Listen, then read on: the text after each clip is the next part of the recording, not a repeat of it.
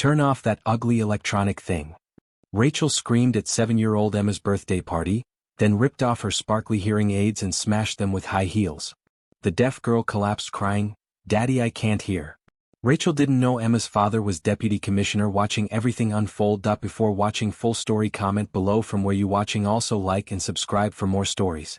Rachel Warner's voice cut through the cheerful sounds of 7-year-old Emma's birthday party as she stormed across the backyard toward the deaf child. Emma was wearing her bright purple hearing aids, decorated with sparkly unicorn stickers, and was laughing happily with her friends as they played party games. "I'm sorry, Mrs. Warner," Emma said, touching her hearing aids self-consciously. "These help me hear my friends and the music." "I don't care what they do," Rachel screamed, her face twisted with rage. "Those hideous devices are ruining the perfect atmosphere of this neighborhood. They're ugly, they're weird, and they don't belong at a proper children's party." Deputy Commissioner Michael Rodriguez was grilling burgers when he heard Rachel's cruel words. As one of the highest-ranking law enforcement officials in the county, he dealt with criminals every day, but none had made his blood boil like this woman screaming at his deaf daughter. "Mrs. Warner, please don't speak to Emma that way," Michael said, walking toward them with forced calm. "Your daughter is a freak," Rachel snarled. "Those electronic contraptions make her look like some kind of robot. Normal children don't need machines attached to their heads." Emma's little friends gathered around her protectively, confused and frightened by Rachel's vicious attack. The birthday girl began crying softly, her small hands covering her decorated hearing aids. "These help me hear," Emma whispered. "Without them, everything is silent and scary." "Good," Rachel snapped. "Maybe if you couldn't hear, you'd finally learn to stay quiet like deaf kids should." Michael felt something dangerous building in his chest. "Mrs. Warner, that's enough." "No, it's not enough," Rachel shrieked. "I'm tired of pretending this defective child is normal. She needs special machines just to function like a human being. It's disgusting." The other parents at the party watched in horror as Rachel continued her verbal assault on a 7-year-old deaf child. Several people began recording with their phones, sensing that something terrible was about to happen. "I want those ugly hearing aids removed right now," Rachel demanded. "They're electronic pollution, and they have no place in a civilized neighborhood." "Absolutely not," Michael replied firmly. "Emma needs her hearing aids to participate in her own birthday party. Then maybe she shouldn't be having a party if she can't function without mechanical assistance." Rachel shot back. Emma looked up at her father with tears streaming down her face. "Daddy, do my hearing aids really make me look like a freak?" Before Michael could answer, Rachel made the biggest mistake of her life. "You know what? I'm tired of looking at those hideous things," Rachel said with a twisted smile. She lunged toward Emma and violently ripped the hearing aids from the child's ears. "No!" Emma screamed as her connection to the world was suddenly severed. "Daddy, I can't hear anything." Rachel held the delicate hearing aids in her hands, looking at them with disgust. These expensive toys are nothing but attention-seeking devices for parents who want sympathy for their broken children. Then, with shocking cruelty, Rachel threw both hearing aids to the concrete patio and stomped on them with her high heels. Crack, crunch. The custom-fitted hearing aids that had cost thousands of dollars and taken weeks to program shattered into pieces. Emma's lifeline to sound and communication was destroyed in seconds. Emma collapsed to her knees, frantically searching for the broken pieces of her hearing aids. She couldn't hear her own crying, couldn't hear her friends calling her name, couldn't hear anything at all. "My hearing aids." Emma sobbed silently in her world of complete silence. "Daddy, she broke my hearing aids." Michael stared at the destruction in disbelief. Those hearing aids weren't just medical devices, they were Emma's connection to her family, friends, and the world around her. Without them, his daughter was trapped in frightening silence. "There," Rachel said with satisfaction. "Now your little freak can't pretend to be normal anymore." That was the moment Deputy Commissioner Michael Rodriguez decided that Rachel Warner was about to learn what happens when you attack a law enforcement official's child. "Rachel Warner," Michael said, pulling out his badge and handcuffs, "you're under arrest for assault on a disabled child, destruction of medical equipment, and child abuse." Rachel's arrogant smile vanished as she saw Michael's credentials. "Deputy Commissioner? But you're just a parent." "I'm Emma's father first," Michael said coldly, "and the second highest law enforcement official in this county second. You just destroyed medical equipment belonging to a deaf child." "I was just trying to improve the neighborhood," Rachel protested as Michael handcuffed her. "You attacked my daughter at her own birthday party and destroyed her hearing aids. She's now completely deaf because of your actions. The other parents watched in stunned silence as Rachel was arrested. Several children were crying, traumatized by witnessing such cruelty toward their friend Emma. Michael radioed for backup and an ambulance while trying to comfort his devastated daughter. Emma couldn't hear his reassuring words, couldn't hear her friends trying to help, couldn't hear anything but terrifying silence. "It's okay, sweetheart," Michael signed to Emma, grateful that they had learned sign language together. "Daddy's here. The mean lady can't hurt you anymore." "But my hearing aids are broken," Emma signed back, tears streaming down her face. "How will I hear my friends? How will I hear music? How will I hear you say you love me?" Michael's heart shattered as he looked at the broken pieces of Emma's hearing aids scattered across the patio. Those devices had given his daughter access to sound, speech, and social connection. Now she was trapped in silence because of one woman's hatred. The paramedics arrived to check Emma for injuries and provide psychological support. While she wasn't physically hurt, the trauma of being attacked and losing her hearing was severe. Dr. Sarah Chin, a pediatric psychologist who specialized in deaf children, was called to the scene. She communicated with Emma through sign language while assessing her emotional state. "Emma is in shock," Dr. Chin explained to Michael. "Having her hearing aids destroyed in such a violent way is extremely traumatic for a deaf child. It's like someone destroying a wheelchair or taking away a blind person's guide dog." Meanwhile, Rachel was being interrogated by Detective James Williams, Michael's colleague and friend. "Mrs. Warner, you destroyed medical equipment belonging to a deaf child," Detective Williams said. "Those hearing aids cost over $8,000 and were specifically programmed for Emma's hearing loss." "They were ugly and inappropriate for a children's party," Rachel replied without remorse. "Disabled kids shouldn't be flaunting their defects in public." "So you decided to attack a 7-year-old? "I was protecting the other children from having to see such disturbing medical equipment," Rachel said coldly. "Normal kids shouldn't have to pretend that deaf freaks are the same as them." Detective Williams had interrogated hardened criminals who showed more compassion than Rachel was displaying toward a child. The investigation revealed that Rachel had been terrorizing families with disabled children throughout the neighborhood for years. She had forced 3 families to move by making their lives unbearable. The Thompson family had relocated after Rachel repeatedly called their autistic son retarded and filed false complaints about his disruptive behavior. The Martinez family moved when Rachel convinced other neighbors to exclude their daughter with Down syndrome from neighborhood activities. The Johnson family left after Rachel organized protests outside their home because their son used a wheelchair. Emma was Rachel's latest victim, but her attack had finally gone too far. At the hospital, audiologists worked to assess the damage to Emma's hearing while she waited for emergency replacement hearing aids. The destruction of her custom devices meant she would be completely deaf until new ones could be programmed and fitted. "Daddy," Emma signed, "will I ever hear again?" "Yes, sweetheart," Michael signed back. "We'll get you new hearing aids even better than before." "But what if that lady comes back to break them too?" "She can never hurt you again," Michael promised. "She's going to jail for a very long time." Emma nodded, but the fear in her eyes broke her father's heart. Rachel's attack had not only destroyed medical equipment but had shattered a child's sense of safety and belonging. The birthday party that should have been filled with joy and laughter had become a nightmare that would haunt Emma for years. News of Rachel's attack spread quickly through the community and beyond. Local television stations picked up the story of the HOA president who destroyed a deaf child's hearing aids at her birthday party. "Woman attacks deaf child at birthday party," read the headlines. The story shocked the public and sparked outrage about discrimination against disabled children. Rachel's mugshot appeared on news broadcasts, showing her still maintaining an arrogant expression despite being charged with multiple felonies. "I was maintaining community standards," Rachel told reporters as she was led into court.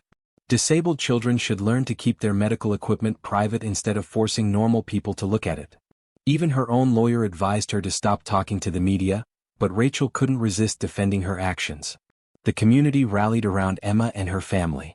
Donations poured in to help pay for new hearing aids, and hundreds of people sent cards and gifts to show their support. Emma's audiologist, Dr. Rebecca Liu, worked around the clock to program emergency hearing aids that would restore some of Emma's hearing while custom devices were being manufactured. "Emma is incredibly brave," Dr. Liu told Michael. "Many children would be completely traumatized by losing their hearing so suddenly, but she's determined to get back to her normal life." When Emma first put on her temporary hearing aids 3 days after the attack, she immediately started crying, but these were tears of joy. I can hear again. Emma exclaimed, her voice filled with relief and happiness. I can hear your voice, Daddy. I can hear music. I can hear my friends. She spent the next hour just listening to everyday sounds that most people take for granted: birds singing, cars driving by, the hum of the air conditioner. Rachel's attack had made Emma appreciate her hearing aids even more. Rachel's trial became a media circus. Disability rights advocates packed the courtroom to show support for Emma and demand justice for the vicious attack. The prosecution presented overwhelming evidence of Rachel's guilt, including video footage of the attack, witness statements from dozens of party guests, and Rachel's own recorded confession. But the most powerful testimony came from Emma herself. The brave 7-year-old took the witness stand wearing her new bright pink hearing aids decorated with butterfly stickers. In a clear, strong voice, she told the court what Rachel had done to her. She said my hearing aids were ugly and that I was a freak, Emma testified. She ripped them out of my ears and broke them on the ground. Then I couldn't hear anything and I was really scared. The prosecutor asked gently, "How did it feel when Mrs. Warner destroyed your hearing aids, Emma?" "It felt like someone turned off the whole world," Emma replied. "I couldn't hear my friends trying to help me. I couldn't hear my daddy telling me it was okay. It was like being trapped in a dark, quiet place all by myself." "How do you feel about Mrs. Warner now?" Emma thought for a moment, then said, "I feel sorry for her. She must be very sad inside to want to hurt children. I hope she learns to be kind to kids who are different while she's in jail." Emma's compassion and maturity brought tears to the eyes of everyone in the courtroom, including several jurors. Judge Robert Martinez, who had a deaf nephew, addressed Rachel directly during sentencing. "Mrs. Warner, in my 15 years on the bench, I have rarely encountered such callous cruelty toward a disabled child. You attended a 7-year-old's birthday party and viciously attacked her because she wore hearing aids. You destroyed expensive medical equipment that this child depends on for communication and social interaction. Your actions weren't about community standards or property values. They were about your own prejudice and hatred toward disabled individuals." The judge paused, looking directly at Rachel. "You targeted a vulnerable child during what should have been one of the happiest days of her year. You traumatized not only Emma but all the children who witnessed your attack. Therefore, I sentence you to 8 years in state prison and order you to pay $25,000 in restitution to the Rodriguez family for medical expenses, replacement equipment, and trauma counseling." Rachel's face went white as the sentence was announced. 8 years? But I was just trying to maintain neighborhood standards. You attacked a deaf child and destroyed her medical equipment, Judge Martinez replied firmly. You showed no remorse and no understanding of the harm you caused. As Rachel was led away in handcuffs, she glared at Emma with hatred still burning in her eyes. Even facing years in prison, she felt no sympathy for the child she had traumatized. The news of Rachel's sentencing made national headlines. HOA president gets 8 years for attacking deaf child, read newspapers across the country. The story sparked nationwide conversations about discrimination against disabled individuals and the importance of protecting children from hatred and violence.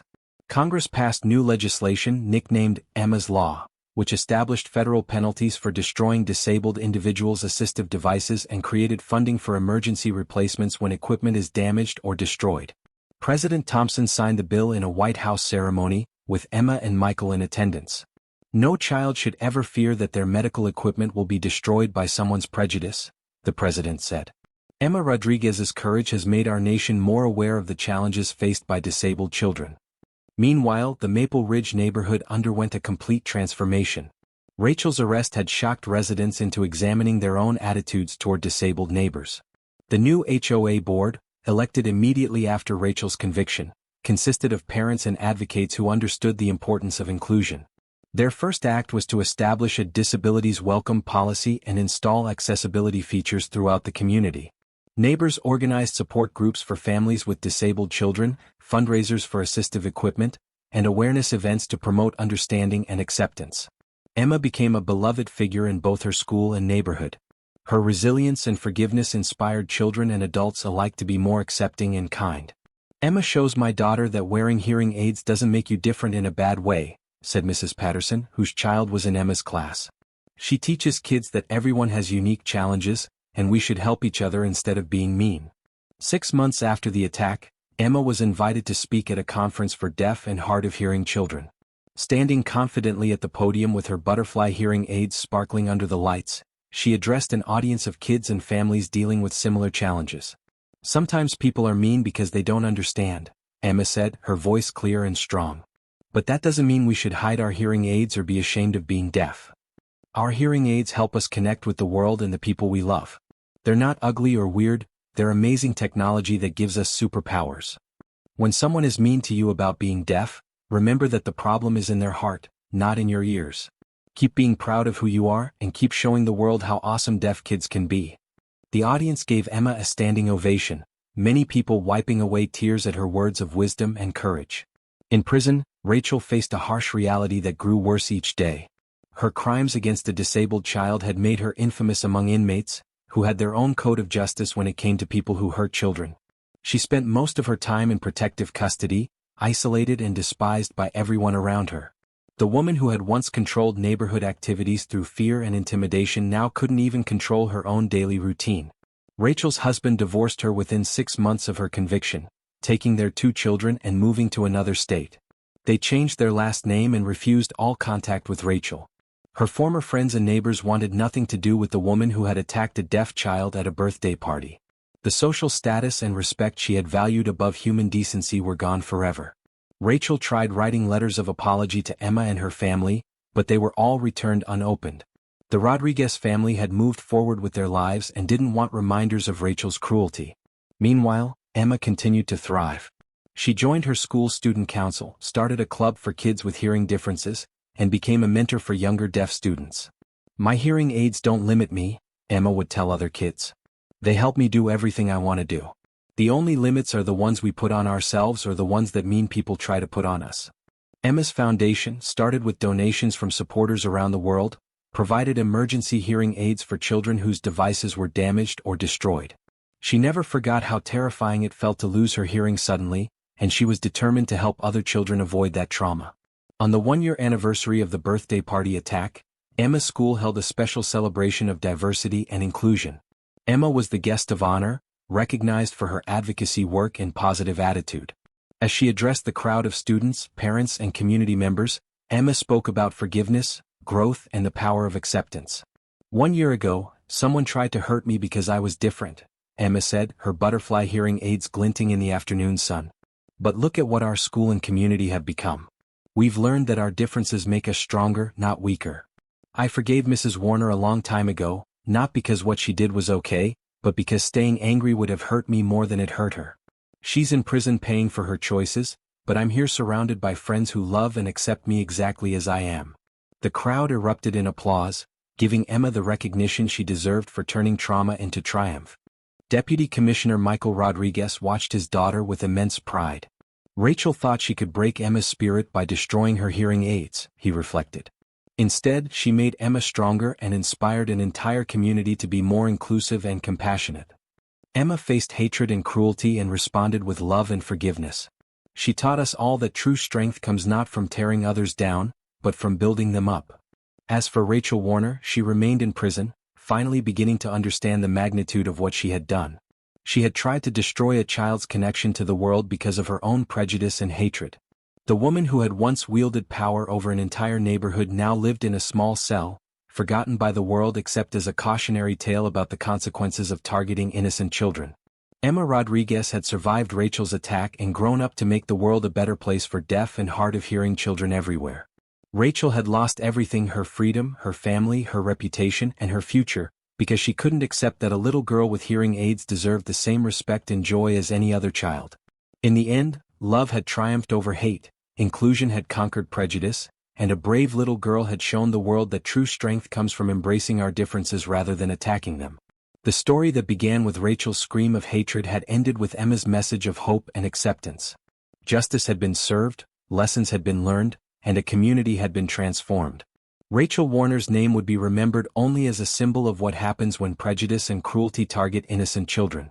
But Emma Rodriguez's name would be remembered as a symbol of resilience, forgiveness, and the unbreakable human spirit that refuses to be silenced by hatred.